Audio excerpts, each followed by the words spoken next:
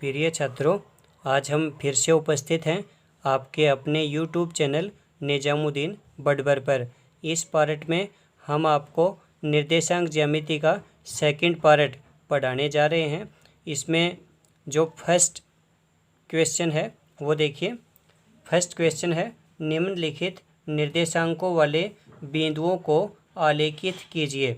निम्नलिखित निर्देशांकों वाले बिंदुओं को आलेखित कीजिए, यानी आपको कुछ बिंदु दिए हुए हैं और ये सारे बिंदु आपको ग्राफ के अंदर अंकित करने हैं।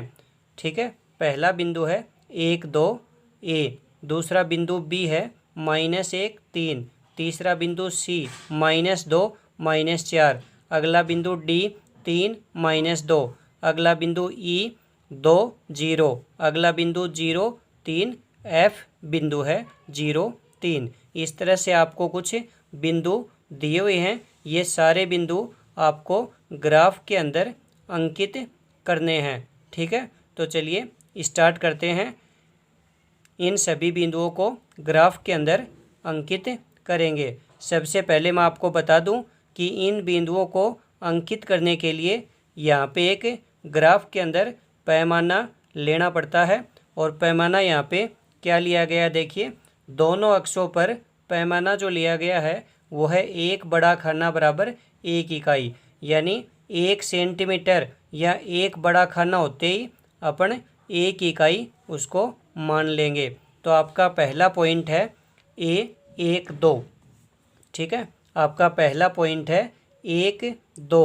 मैंने आपको फर्स्ट पार्ट के अंदर बताया था कि जो पहली संख्या होती है वो अक्ष का मान होता है और जो दूसरी संख्या होती है वो y का मान होता है। ये जो क्षैतिज रेखा होती है अक्ष डैश, इस पे मूल बिंदु के दाईं साइड में प्लस की संख्याएं होती हैं और मूल बिंदु के बाईं साइड में माइनस की संख्याएं होती हैं। इसी तरह से ये जो ऊर्ध्वाधर या खड़ी रेखा है y डैश या yx, इस पे मूल बिंदु के ऊपर की साइड में प्लस की संख्याएं होती हैं और मूल बिंदु के नीचे की साइड में माइनस की संख्याएं होती हैं। ये जो दो लाइनें हैं, ये दोनों रेखाएं जिस बिंदु पर एक दूसरे को काटती हैं उस बिंदु को मूल बिंदु कहा जाता है। ये है मूल बिंदु जिस पे x का मान और y का मान 0 0 होते हैं। ठीक है, इसके निर्देशांक होते हैं 0 0। तो आपका जो पहला बिंदु है वो है A, उसके निर्देशांक है 1 2। ये बिंदु आपको ग्राफ के अंदर अंकित करना है। तो चलिए स्टार्ट करते हैं। पहला अक्ष का जो मान है वो है 1। ये जो अक्ष का मान है ये प्लस का 1 है, इसलिए आपको मूल बिंदु से चलना स्टार्ट करना है और मूल बिंदु से आप प्लस का 1 यानी आप मूल बिंदु के दाईं तरफ चलना स्टार्ट करेंगे और यहाँ पे आपको मिलेगा +1। फिर इसका अगला जो निर्देशांक है y निर्देशांक वो है +2। तो आप मूल बिंदु से अक्ष पे +1 चलेंगे और y अक्ष पे आप +2 चलेंगे। तो +2 आपको ऊपर मिलेगा 1 2। तो यहाँ पे होगा आपका बिंदु A, जिसके निर्देशांक होंगे 1 2। ठीक है, ये जो बिंदु A है 1 2, ये आपको ग्राफ के अंदर अंकित करना था। तो अक्ष का मान हो गया 1 और y का मान हो गया 2। अगर अक्ष का मान माइनस का होता तो आप बाईं साइड में चलते और अक्ष का मान प्लस का है तो आप दाईं साइड में चलेंगे। तो यहाँ पे अक्ष का मान देखिए +1 है तो दाईं साइड में चलना पड़ा। इसी तरह से जो y का मान है वो +2 है, +2 है तो मूल बिंदु के ऊपर की साइड में चलेंगे और -2 होता तो मूल बिंदु की नीचे की साइड में चलना पड़ता। तो यहाँ पे होगा आपका बिंदु A। आपका अगला बिंदु है -1 3। जो बिंदु B है उसके निर्देशांक है -1 3। तो आपको अक्ष पे बाईं साइड में चलना पड़ेगा, यहाँ पे होगा -1 और फिर आपको y का मान दिया है +3। तो आपको अक्ष पे ऋणात्मक दिशा में -1 और फिर y अक्ष पे धनात्मक दिशा में 3 1 2 3। तो यहाँ पे ये जो पॉइंट है ये आपका होगा पॉइंट बी जिसके निर्देशांक है -1 3।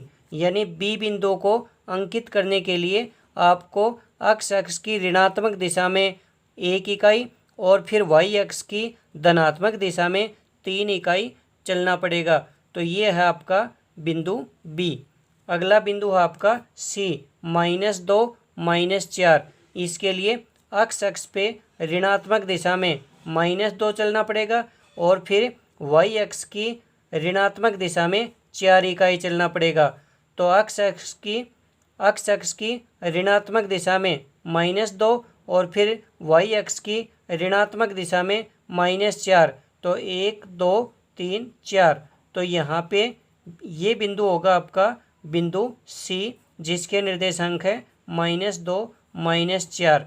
यानी आपको x अक्ष पे -2 और y अक्ष पे -4 इकाई चलना पड़ेगा।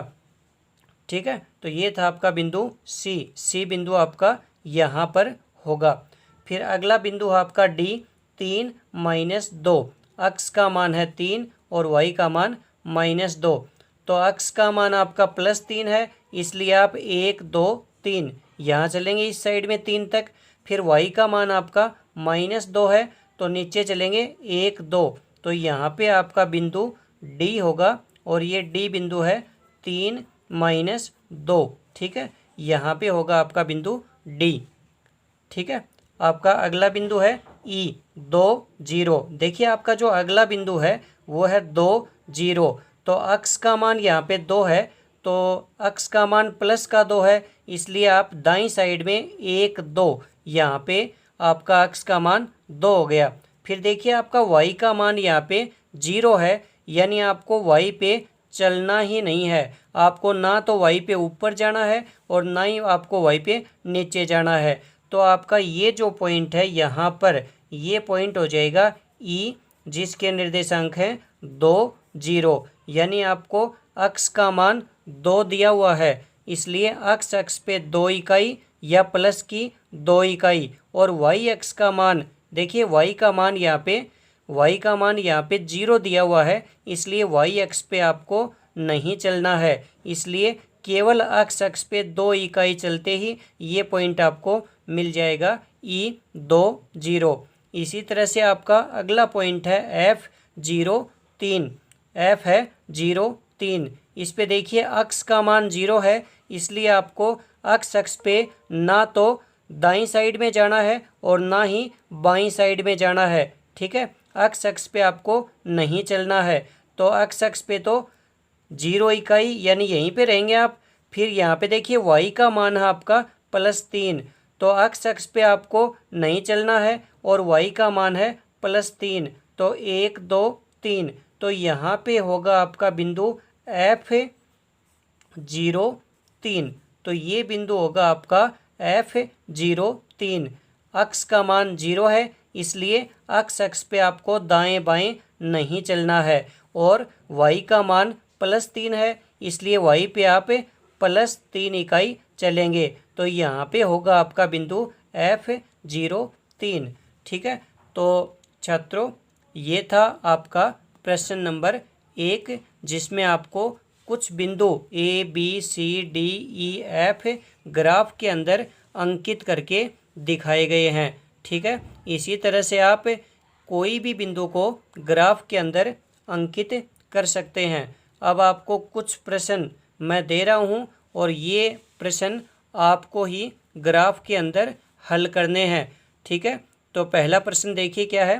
प्रश्न नंबर 2, बिंदुओं -1 0 1 0 1 1 0 2 -1 1 को आलेखित कीजिए। यानी जो 1 2 3 4 5 जो 5 बिंदु आपको दिए हुए हैं, ये पांचों बिंदु आपको ग्राफ के अंदर अंकित करने हैं। आप इन बिंदुओं को A B C D E मान लेना और इनको ग्राफ के अंदर अंकित करना है और इन्हें क्रम से मिलाने पर कौन सी आकृति प्राप्त होती है। फिर आप A B C D E पांचों बिंदुओं को क्रम से मिलाएंगे तो आपको एक आकृति मिलेगी और वो जो आकृति मिलेगी वो आपको पंचभुज यानी 5 भुजाएं होंगी उसके अंदर। उस चतुर्भुज के अंदर 5 भुजाएं होंगी, इसलिए उस चतुर्भुज को पंचभुज कहा जाएगा। ठीक है, तो आपको कौन सी आकृति प्राप्त होगी? पंचभुज। इसी तरह से आपका अगला जो प्रश्न है वो है बिंदुओं -20, 20, 22, 02, 04, -22 को क्रम से मिलाने पर कौन सी आकृति प्राप्त होती है? तो ये जो आपको 1, 2, 3, 4, 5 बिंदु दे रखे हैं, इन पांचों बिंदुओं को आप ABCDE मान करके ग्राफ के अंदर अंकित करेंगे और इन पांचों बिंदुओं को क्रम से मिलाने पर आपको वही आकृति यानी पंचभुज ही मिलेगा। ठीक है, एक ऐसा चतुर्भुज मिलेगा जिसमें 5 भुजाएं होंगी।